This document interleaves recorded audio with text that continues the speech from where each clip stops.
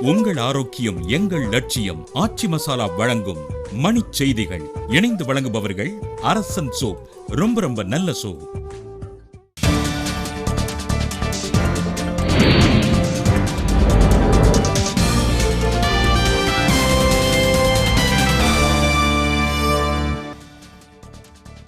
குடியரசுத் தலைவர் வேட்பாளர் தேர்வு தொடர்பாக மூவர் குழு அமைத்தார் பாஜக தலைவர் அமித்ஷா.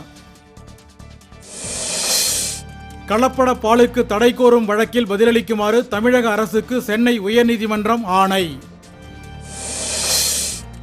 டெல்லியில் பிரதமர் நரேந்திர மோடியுடன் உத்தரப்பிரதேச முதலமைச்சர் யோகி ஆதித்யநாத் சந்திப்பு. சென்னையில் விரைவில் மின்கல உதவியுடன் இயங்கும் பேருந்துகள் இயக்கப்படும் என அமைச்சர் விஜயபாஸ்கர் தகவல். காவிரி பாசன மாவட்டங்களில் 57 கோடி ரூபாய் செலவில் சிறப்பு சாகுபடி திட்டம் முதலமைச்சர் பழனிசாமி அறிவிப்பு. திருப்பூர் மாவட்டம் அவிநாசியில் குடிநீர் வழங்காததை கண்டித்து பேரவைத் தலைவர் தனபாலை பெண்கள் முற்றுகை.